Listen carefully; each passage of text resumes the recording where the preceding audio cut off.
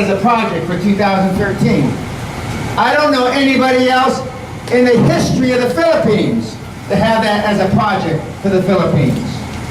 It's a grandiose goal, but I'm a grandiose guy and I've accomplished a whole hell of a lot in my 67 years. So what I need is your assistance. What I need is your support. What I need is you to go out and tell people. We have a lot of viral response on Facebook. We have a lot of viral response on Twitter, but not enough. Not enough. When you think about Zuckerberg and Facebook have a billion users, more than a billion users, it's taken them 8 years. So we realize that it's going to take time, but we're here for the stay. We're here for the long term.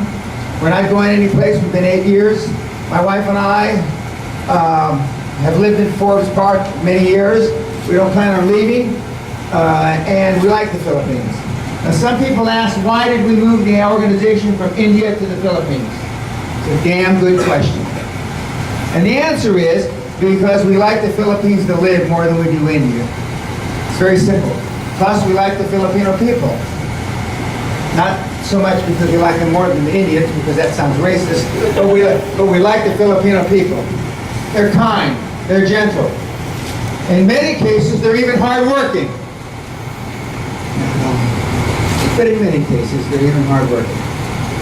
So we've had a good time here, and it's been enjoyable. All my children have been here and visited, and they all think it's a pleasant environment, and so we plan on staying. I'm going to be here the rest of the evening to answer questions.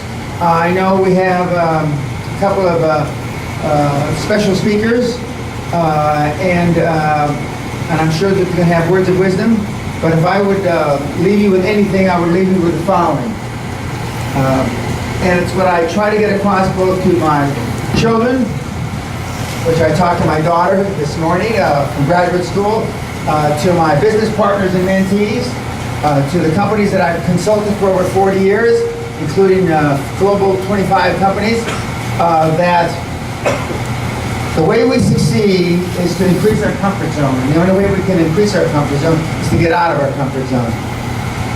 And for those of you that are part of the technology environment here in the Philippines, and for those of you that are what I call the geek freaks, the geek squad, you need to get out of your comfort zone. You need to start putting stuff down on not paper, but down on your laptop, and start turning it into us.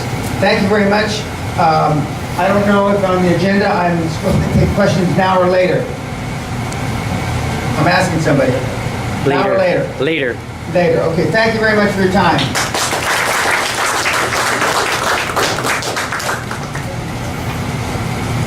All right. Okay, and we'll have another speaker, which is the representative of the AgHam party list, AgHam, or Science in English, stands for Alyansa ng mga grupong haligi ng AgHam at Teknolohiya para sa Mamamayan. AgHam is an organization in the Philippines involving the science and technology community in the legislative process. He held positions in broadcasting, received the Media Hall of Fame Award from the Department of Science and Technology, author of several books, a senior lecturer at the University of the Philippines, a science and technology advocate. He organized the event clubs to teach creativity among students and out-of-school youth. Awarded the 10th Outstanding Congressman of the Philippines for the year 2011. And he's here today to support our mission, which is promoting and launching the local IT innovations. Let us welcome Representative Angela Palmones. Thank you, Chairman Dan Peña, sir. Thank you very much for trusting in the Philippine mind. And rest assured that we have a handful of intelligent Filipinos can help you push your mission here in the country. And thank you for loving the Philippines. There are a few Filipinos loving this country. And if there's a way for me to amend the qualification of those running for senator, I'll surely do so, so that you can join the political arena in this country. Thank you. If you'd love to. Well, they received only 1.6 million bonuses last year. So it's quite attractive for those who intend to run for Senate. But anyway, congratulations the iZone Technologies for taking the laudable undertaking, setting up this iZone-iHUB Center, a place conducive for exchange of sharing of creative ideas and innovation development. Thank you for inviting me. But let me lighten up the mood, Sir Dan, because you've started your talk, everybody was quite serious in listening to the inputs that you're trying to hear. Kailan ba? Parang medyo mag-lighten, parang patok tayo dito sa mga pag-uusapan natin. Pick up lang tayo. Kayo ba yung mga intelligent innovators in IT? Mawala sa mga. Kayo ba yun? Parang hindi. We're in the wrong community, Sir Dan. Nobody would like to respond. Ayan, kayo ba yung mga talinong nasa IT community ng Pilipinas? Yes. Ha? Sumasagot. But you don't have to answer. Obvious naman kung konti tayo. Kung konti kayo. The theme of today's event, Technological Innovation for Global Progress, emphasizes the fact that for the Philippines to be globally competitive, it has to be technologically competitive, when innovation is a key.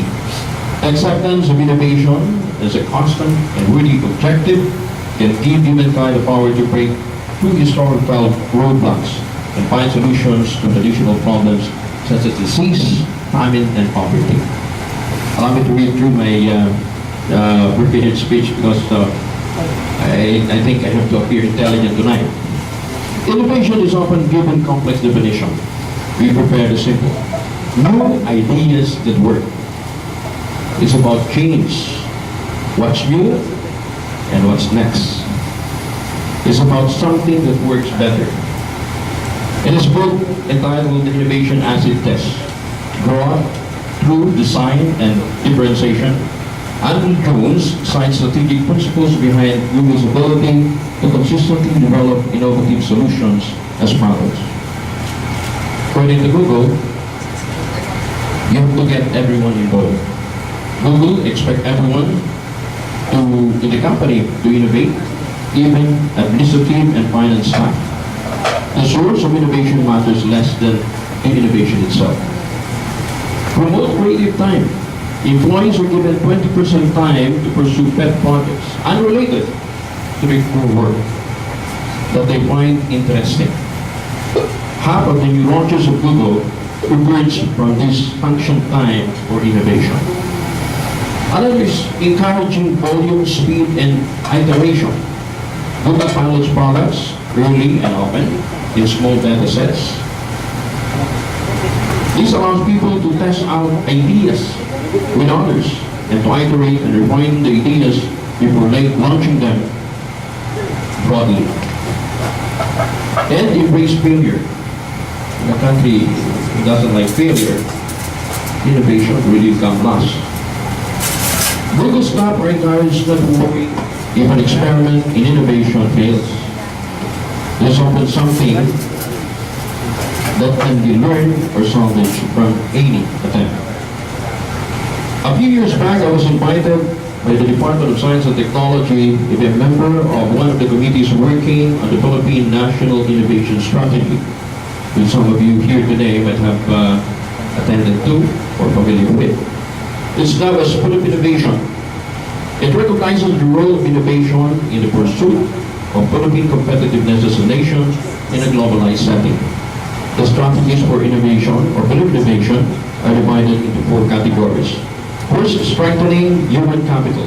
This aims to bolster the competitiveness of Filipinos to make them globally competitive. We have the direction of that plan. Supporting business incubation and acceleration efforts. We encourage industry participation in incubation and human capital collaboration to ensure productivity and returns through innovation. Third, regenerating the innovation environment, which aims to encourage and engage stakeholders in the creation of clear government policies and efficient procedures